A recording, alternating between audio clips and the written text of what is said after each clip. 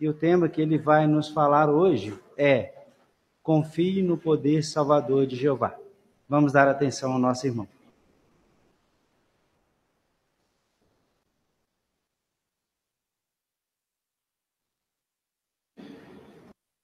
Muito bem, a gente vai, apesar de já ter cantado o cântico sugerido, que é o 44, que é uma oração do servo aflito. Esse cântico é muito apropriado porque a gente está vivendo numa época muito tumultuada, muito difícil. A Bíblia chama de últimos dias, mas a gente já pode dizer o seguinte, que a gente vive nos momentos finais dos últimos dias. Então, cada dia que passa está ficando mais turbulento, mais aflitivo, mais difícil de se viver nesse sistema. E a dificuldade é que os problemas geram no cristão alguns eventos em cascata. E se a gente está vivendo nos momentos finais dos últimos dias, é natural que nessa ocasião agora, nessa situação, a gente precise mais ainda confiar em Jeová. Mas mudando um pouco o foco.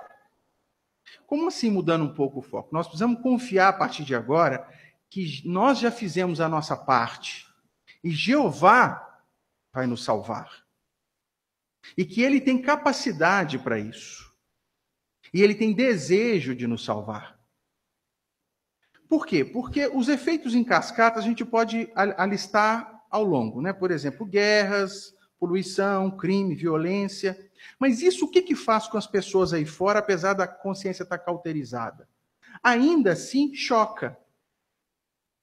E alguns sofrem traumas emocionais no passado, mas hoje, quando a gente liga uma TV, não tem como não sentir a dor por aquele que a gente nem conhece do outro lado. A gente sente essa dor. E o que isso faz com o cristão? Problema de saúde, doença, idade avançada, dificuldade financeira, desemprego, estabilidade econômica. Se eu começar a falar aqui, o que gera na gente? Gera tristeza. Essa tristeza faz com que a gente perca a alegria. Se a gente perde a alegria, a gente perde paz mental, sossego mental. Se eu perco a minha paz mental, eu começo a ter aquilo que a Bíblia chama de ansiedade geral. Ansiedade por ausência de alegria. E essa ansiedade, quando ela é muita, a gente acaba sofrendo de uma doença que a gente pode dizer que é a doença do século, chamada-se depressão. Hoje, crianças de menos de 5 anos de idade já foram diagnosticadas com depressão. Mas o que uma criança de 5 anos viveu? Ela está vivenciando aquilo que os pais estão passando. E a gente, como cristão, embora tenhamos uma esperança firme e fundada, a gente vivencia o que as pessoas estão passando. Mesmo que elas não estejam tão próximas de nós. E Satanás sabe disso, que se ele tirar do cristão a alegria, ele tira primeiro a alegria. O restante é em cascata. E para voltar, você sair de uma depressão, voltar para a ansiedade, voltar a ter paz e voltar a ter alegria, meus irmãos, a luta é muito grande. Não é fácil. Tanto que não é fácil que a gente tem que aprender o seguinte, que a gente tem que aprender a confiar em Jeová, mas entender que Ele, só Ele tem o poder de nos salvar. Mas que a gente tem que preocupar com Ele. Por exemplo, todo mundo aqui, aqueles que têm filhos, lembra, ou que não tiveram filhos, mas que brincaram disso, aquela brincadeira que a gente coloca o filho da gente numa mesa ou num anteparo mais alto e vira para ele e fala assim, vem. Aí ele vem correndo, pula, a gente segura o menino no ar. É uma brincadeira. Mas ali tem 2 pontos para a gente observar. O jovenzinho está rindo porque seu pai já deve ter feito com você. Por quê? O primeiro ponto é o seguinte, é o pai. Ele tem que estar preparado, não tem?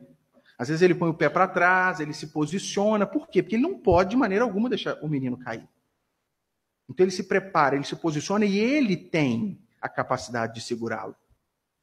E o menino ele tem que confiar tanto no pai, que ele tem que correr. E a hora que ele chegar na beirada do anteparo, que ele vê o chão, ele não pode enxergar o chão, ele tem que enxergar quem?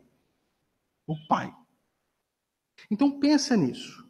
Será que hoje eu estou enxergando Jeová como esse pai? Como é que a gente pode saber? Vamos ver exemplos lá do passado. Por quê? Porque quando a gente começa a estudar a Bíblia, a ler a Bíblia, a estudar, a meditar na Bíblia, os exemplos dos personagens lá no passado nos aproximam de Jeová. E aproximando de Jeová, a gente aproxima a nossa amizade de Jeová. E se a gente aproxima a nossa amizade com Jeová, a gente tem paz, alegria, mesmo diante de tribulação e dificuldade. E o modo pelo qual eu reajo às minhas dificuldades mostra o tanto de fé e de confiança que eu tenho. Então, pensando nisso, vamos olhar alguns exemplos. Por exemplo, vamos começar com um exemplo lá no passado, que é um exemplo que todo mundo conhece, que foi Noé. Quando eu falo Noé, todo mundo na mente inconsciente já vem arca. Mas será que qual que era a incumbência de Noé? De fato, foi construir uma arca. Um caixote com determinadas medidas para salvar ele, a família e quem o escutasse. Agora, se ponha primeiro, para a gente entender a confiança que tem que ter no poder de Jeová, na situação de Noé. Você tinha que sair, e aqui a gente conhece Belo Horizonte, então você tinha que sair daqui e lá em Nova Lima buscar madeira. Saiu daqui andando? Chegou lá? Corta essa madeira. Traz de lá para cá. Começa a montar. Isso todo santo dia. E Noé sentia vontade de pregar, porque ele queria... Nosso coração é assim. Às vezes a gente vê uma pessoa na rua que ela não é cristã.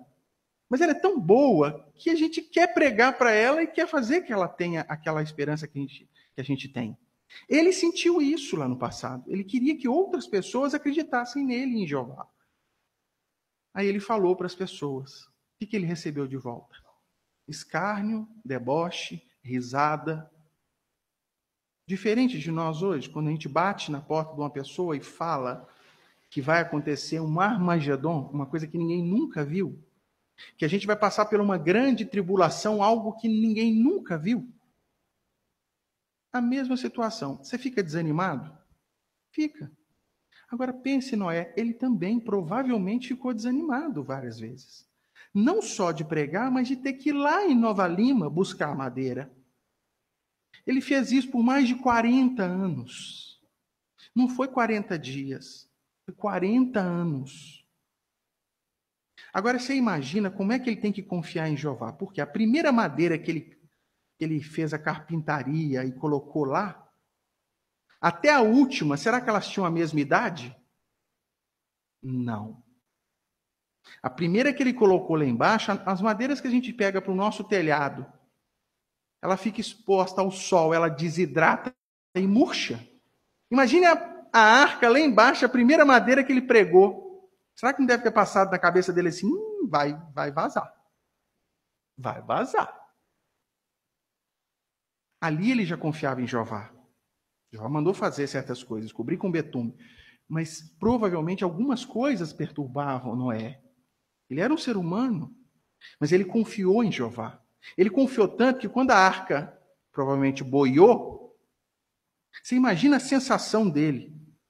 Agora olha como é que Jeová sabe. Jeová, o que ele fez com a porta da arca? Lacrou, fechou. Por que ele fechou? Porque no último momento, a emoção dele poderia fazer com que ele colocasse alguém para dentro que não merecia. Isso serve para a gente pensar que talvez durante a grande tribulação e no Armagedon, talvez Jeová vai lacrar a porta da nossa arca. De todos os jeitos. Mas ele confiou que Jeová o salvaria e a gente sabe o resto do relato. Noé que mesmo com desânimo e dificuldade, ele confiou no poder de Jeová. Vamos pensar, Noé conversou com Jeová. Concorda? Teve orientações dele. Agora, existe pessoas até talvez sentadas aqui hoje nesse salão, que ninguém pregou, que ninguém falou de Jeová no sentido direto, mas ele só escutou falar de Jeová.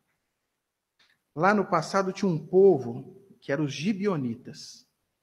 Eles sabiam da fama do povo de Jeová, o que Jeová tinha feito pelos israelitas no deserto, tinha feito com o Mar Vermelho. Eles escutaram isso tudo, mas nunca tinham tido contato com Jeová. No entanto, eles depositaram tanta fé nisso que eles tentaram fazer um acordo com Josué para que Israel não lutasse com os gibeonitas. Então, a fé deles em Jeová não foi pelo que eles viram, só porque eles escutaram. E eles confiaram que Jeová podia salvar aquele povo e eles queriam estar no meio daquele povo. Isso acontece com os estudantes hoje. Eles não viram o Mar Vermelho abrindo. Eles não viram nada, eles não viram uma coluna de fogo, eles não viram nada. Eles só escutaram e só de ter escutado exerceram fé e confiaram que poderiam ser salvos. E aí fora tem muitas pessoas como essas ainda, que escutam, mas sabem que o Deus verdadeiro é Jeová e que a gente pode confiar nele. Agora, pense num outro exemplo. E esse está fresco na cabeça de todos nós. Por quê? Porque esse personagem ele foi alvo da série de congressos que a gente passou iniciando em 2016, que foi Ezequias. Lembra do filme Sempre Confie em Jeová? Foi o primeiro filme que nós tivemos. E como o filme ainda está aqui na mente, vamos relembrar o seguinte, usando Ezequias, que para mim é o maior exemplo, como personagem de confiança em Jeová. Ezequias ele viveu numa época, em 732 a.C., e que a cidade dele, Jerusalém, estava para ser cercada pelo rei da Síria, Senaqueribe. E o poderio militar de Senaqueribe era fora do normal. Tanto que ele vinha conquistando cidade após cidade. Agora, você imagina você na pele de Ezequias, e você hoje escuta: o rei Senaqueribe tomou tal cidade. Passa mais um ano. O rei Senaqueribe botou abaixo outra cidade. Passa mais um ano. Passou 8 anos ele escutando isso. 8 anos. Até que ele escutou que o Senaqueribe ia dirigir atenção para quem? Para ele. E o dia que ele escutou isso, ainda passou mais 8 anos. Imagine a cabeça dele durante esses 8 anos. Ele não diminuiu o passo. Correto? Mas chegou um dado momento em que essa aflição subiu porque ficou iminente essa invasão. Então nós vamos... Abra sua Bíblia aí agora, por favor, em 2 Reis. Nós vamos acompanhando alguns relatos aqui e vamos raciocinando neles. 2 Reis, o capítulo que a gente vai ver, se a gente começar no 18, a gente vai ver o que aconteceu, narra a história no passado, né? Mas principalmente narra o momento em que Senaqueribe tripudia de Jeová. Fala quem é Jeová. Pergunta para os servos de Ezequias se é esse Jeová que ele confia e deposita confiança. Quando a gente vira a página da Bíblia, aí no capítulo 19, a gente vê aquilo que Isaías, que viveu também na época, disse para Ezequias. Olha o que ele disse assim, olha, capítulo 19, versículo 5. Diz assim: então os servos do rei Ezequias foram a Isaías. E aí Isaías disse-lhe: isso é o que deve dizer ao seu senhor Ezequias. Assim diz Jeová: não tenha medo. Pensa nessas 3 palavrinhas aqui, meus irmãos. Não tenha medo. Por quê? Por causa das palavras que você ouviu, das blasfêmias que os ajudantes do rei da Síria lançaram contra mim. Pois eu mesmo, pois porei na mente dele um pensamento, e ele ouvirá uma notícia e voltará para sua terra. e eu vou fazer ele cair pela espada da sua própria terra. Olha que poder essas palavras. É Jeová falando para Ezequias assim, olha, não tenha medo. Nesse momento ele deu garantia para Ezequias que ia salvar ele. Mas antes disso teve muita aflição. Muita aflição. Mas ele deu essa garantia e ele dá essa garantia para nós hoje, quando a gente é leal com ele. Quando a gente é leal com Jeová, ele dá essa garantia, não tenha medo. Mas às vezes, por imperfeição, às vezes, a gente não presta atenção nessas palavras. Agora, não tenha medo de quê? Por que ele falou essas palavras com Ezequias? Ezequias, quando ele recebeu o último ultimato de Senaqueribe, porque Laquis, a cidade mais próxima, já tinha sido tomada, ele levou esse ultimato, né, em forma de carta até o templo e fez essa oração para Jeová. Olha só a oração dele no 19:19. Ele diz assim, olha, mas, Ezequias dizendo, né? Ó Jeová, nosso Deus, por favor, salva-nos. Salva-nos das mãos de Senaqueribe, para que todos os reinos da terra saibam que somente tu, ó Jeová, és Deus. Qual que é o ponto aqui? Aqui quando diz que ele fez uma oração e pediu para salvar, será que estava errado? Lógico que não, nós queremos salvamento. E às vezes a gente só pensa nisso, na aflição, na dificuldade. Não é vergonha nenhuma a gente querer o nosso salvamento. Mas o ponto aqui é que essas 3 palavrinhas também aqui, olha, essas 5 palavrinhas, para que todos saibam, para que todos os reinos da terra saibam. Ezequias estava preocupado com o salvamento dele? Estava, mas ele estava preocupado primeiro com o quê? Com o nome de Jeová. Ele estava dizendo aqui, olha, para que todos saibam que o reino da terra pertence a ti, somente ti é o único Deus verdadeiro. Então, é como se eles falassem assim, olha, se a gente tiver que cair pela espada, a gente cai. Mas não deixa cair não, Jeová, para que as pessoas saibam que você é o Deus, o Senhor é o Deus verdadeiro. Isso é que ele disse na oração, ele não preocupou com ele. E é isso que a gente tem que aprender no final dos últimos dias. A gente tem que lembrar que apesar da gente querer o salvamento, a principal coisa que a gente tem que ter na mente é o nome de Jeová ser vindicado e principalmente respeitado em toda a terra. As pessoas têm que saber que existe um Deus. Isso é a parte principal da nossa adoração. E essa lealdade que ele teve, que a gente tem, aumenta e nos aproxima de Jeová. E ele devolve essa lealdade. Ele fala, não tenha medo. Não tenha medo. Então, pense você nessa situação que ele estava passando. A gente sabe o relato da história, não sabe? Numa só noite, um único anjo matou 185 mil assírios. Mas e se hoje eu virar para os irmãos e falar assim, olha, não tenha medo, calma. Será que você imagina que vai vir um anjo, que vai acontecer, isso vai ser iminente? Não. Para nós hoje, Jeová já avisou, não tenha medo, o fim está próximo. O seu sofrimento está próximo, o seu alívio vai chegar. Mas primeiro eu vou dar a conhecer. Mateus, no capítulo 14, diz que o Filho do Homem vai vir. E talvez vai trazer alguns sinais sobrenaturais. E a gente vai deixar de pregar o quê? Esperança, paz, e vai pregar o quê? Julgamento. E, meus irmãos, a grande tribulação está às portas. Mas será que você, nós estamos preparados para pregar julgamento? Pensa um quadro mental. Você chega na casa da pessoa hoje, oferece um estudo, oferece uma leitura, oferece vídeo, curso de Bíblia online, não é? Agora, você imagina você, está vendo o tempo, está lá fora, está escuro? Imagina que agora é 8 horas da manhã. Você está batendo na casa do seu vizinho, ou no campo. Bom dia. Não, bom dia, está de noite, está de noite. Não, mas é bom dia, né? Porque são 8 da manhã, né? Bom dia, tudo bem? Você lembra aquele curso da Bíblia que eu oferecia para o senhor? Tem mais não.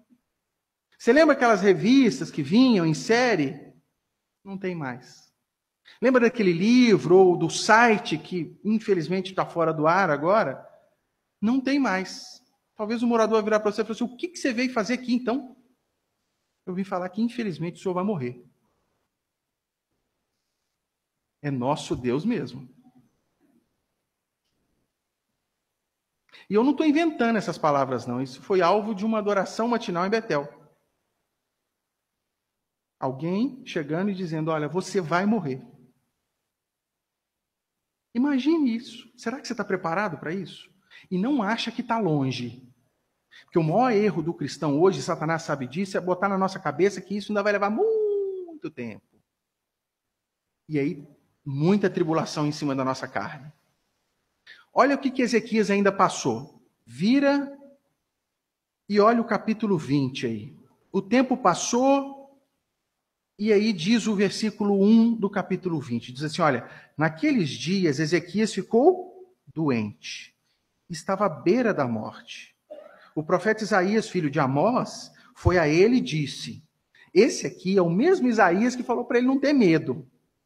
Esse Isaías virou para ele e falou assim, olha, dê instruções ao da sua casa, porque você vai morrer, não se recuperará. Meus irmãos, quantos irmãos nossos escutam isso hoje? Por doença, escutam, olha, tratamento a gente fez de tudo, mas não tem jeito mais. Infelizmente é terminal, vai morrer. O que uma pessoa, quando escuta isso, ou um familiar faz? Isso aqui, ó, olha o versículo 2. Então ele virou o rosto para a parede e começou a orar a Jeová. Olha a oração dele, tenta entender o teor da oração dele. Ele diz assim, olha, eu te imploro, ó Jeová, por favor, lembra-te que eu tenho andado diante de ti fielmente e de pleno coração, e tenho feito o que é bom aos teus olhos. E Ezequias começou a chorar muito.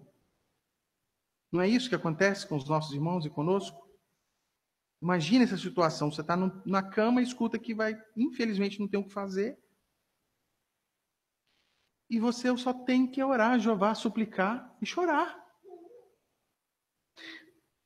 Mas no caso de Ezequias, olha o que aconteceu com ele.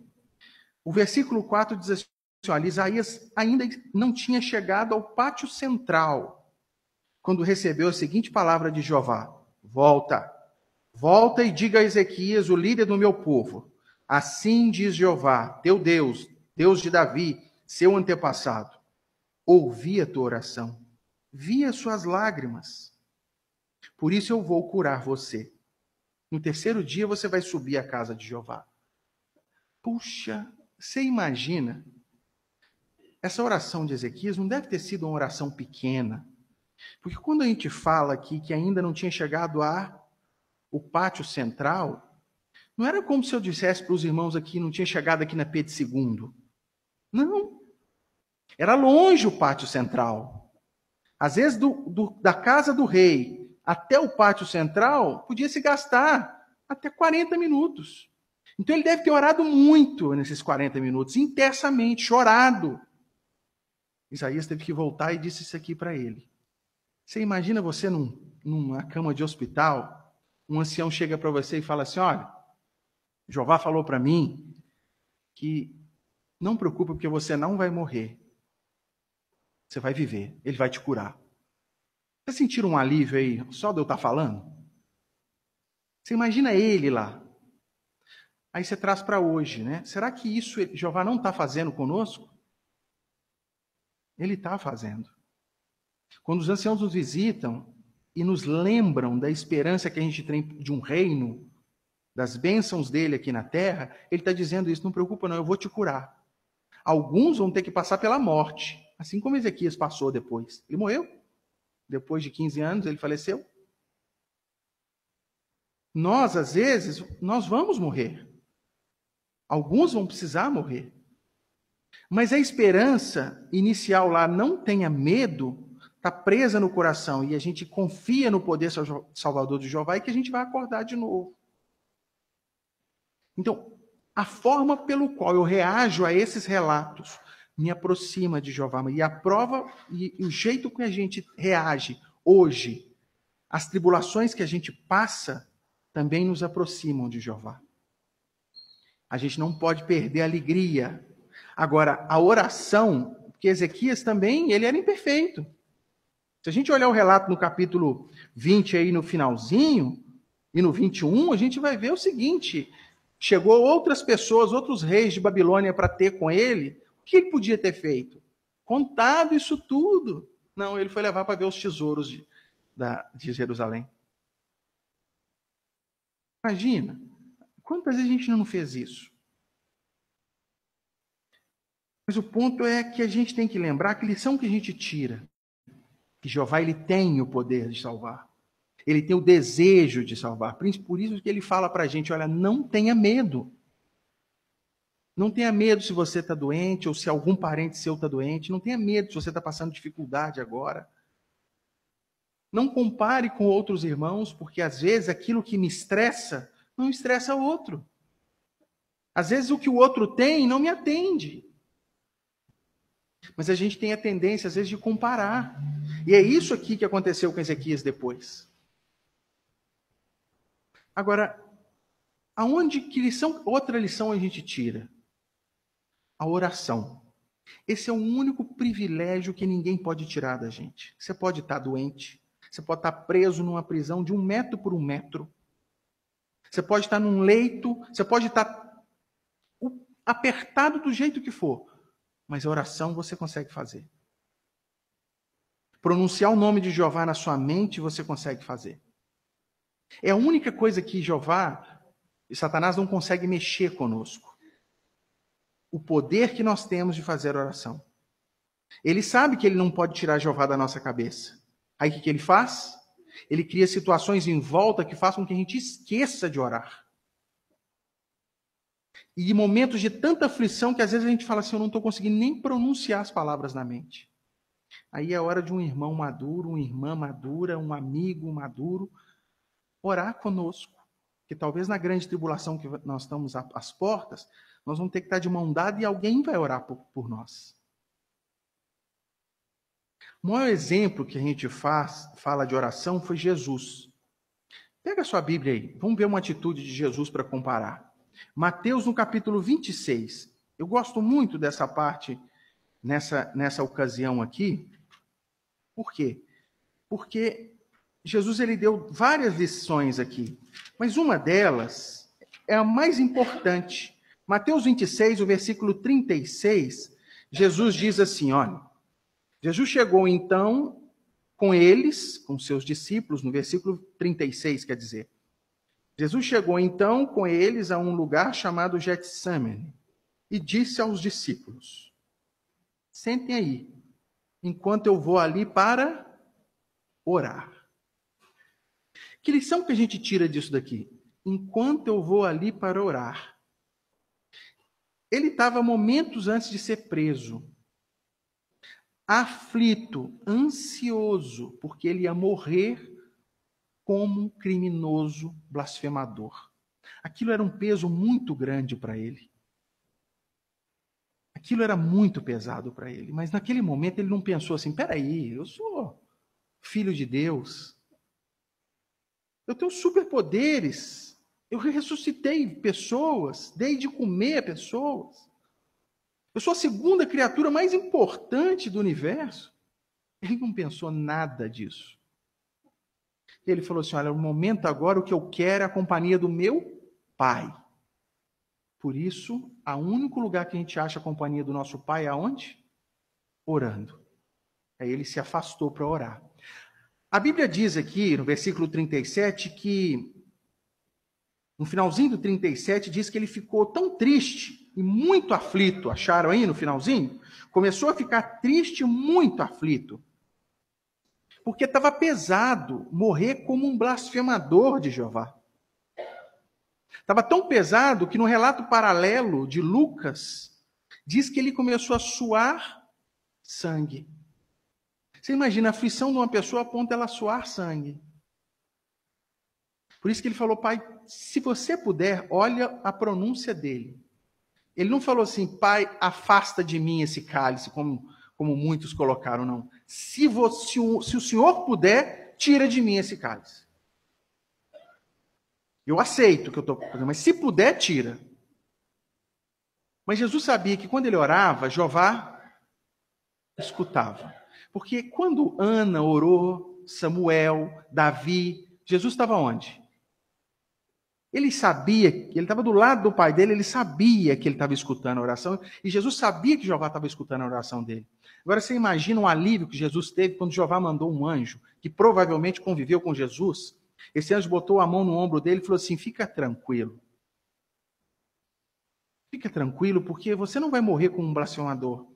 Você não está causando vitupério ao nome do nosso Pai Jeová. Por outro lado, a sua morte vai dar vindicação e soberania de Jeová. Isso deve ter tirado um peso das costas de Jesus, a ponto de, depois da oração, ele dizer as palavras que estão no versículo 46. Vira a página aí. Ele diz assim, olha, Jesus dizendo para os discípulos, né? Levantem-se, vamos embora. Aquele que me trai está chegando. Qual que é o ponto aqui? Levanta. Já que eu tenho que morrer mesmo, já que eu tenho que ser preso, levanta e vamos. E o que isso serve para nós? Levanta. A gente ora, suplica, chora. Mas a gente levanta e vai trabalhar. A gente levanta e vai para o campo. A gente levanta e vai fazer as atividades que a gente precisa fazer. Porque a gente confia que Jeová está vendo aquilo tudo. E que ele tem o poder de nos salvar. E que Satanás quer fazer o quê? Lembra do menino da brincadeira? Qual a única coisa que impede aquela criança ou aquele menino ou menina de brincar? O medo de cair. O medo, ele pode vir correndo, na hora que ele vê, ele para. O medo paralisa. É a única coisa que faz com que ele não brinque. E a única coisa que faz com que a gente, como cristão, não confie em Jeová. A gente chegar e ficar com medo. Não confiar que ele vai estar ali esperando você pular. E quantas vezes você tem pulado? Eu, você, será que a gente está pulando? Ou eu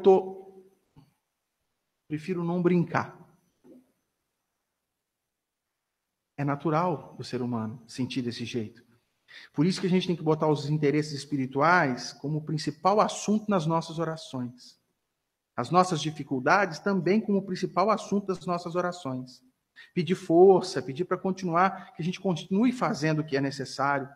Porque da mesma maneira que Jeová disse para Ezequias, para Noé, não tenha medo, ele fala para a gente hoje. Não tenha medo.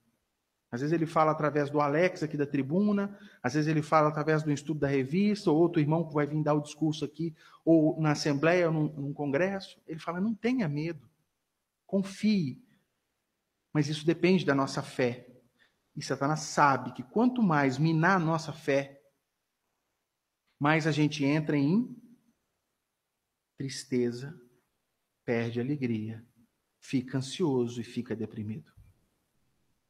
Então isso é importante e a gente tem que lembrar também que hoje a única coisa que para é o medo. E que a nossa reação à dificuldade mostra o tanto que a gente confia em Jeová. É aquela história, olha, eu já fiz de tudo. Ezequias não aumentou a muralha, não fez mais armas, não desviou a água. Dali para frente ele podia fazer mais alguma coisa? Não. Às vezes a gente vai ter que fazer o que pode, mas dali para frente é quem? Jeová. E a gente tem que confiar que ele vai estar ali para fazer isso. Então lembre que, de vez em quando, apesar da brincadeira ela ser perigosa, a gente tem que pular nos braços de Jeová. E lá no meio do milênio, quando a gente ficar pensando assim, eu quero conhecer Davi, eu quero conhecer Moisés, eu quero conhecer Noé. Você pode ter certeza absoluta que vai ter muita gente querendo conhecer todos nós. Porque nós somos parte de um povo que tem o maior privilégio da história humana. Nós provavelmente vamos ser sobreviventes de uma grande tribulação e do Armagedon. Então, quando você estiver passando do outro lado da rua, alguém vai cochichar assim, olha, aquela ali, ó, ela passou por aquela tribulação toda, ela é daqueles que foram resgatados. Ninguém vai estar lembrando de Davi e Noé. Eles é que vão correr atrás da gente, preocupar como é que foi.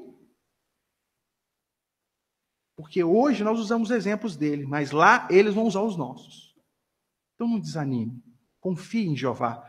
E não se prive de pular nos braços dele quando você vê ele lá embaixo preparado para te segurar.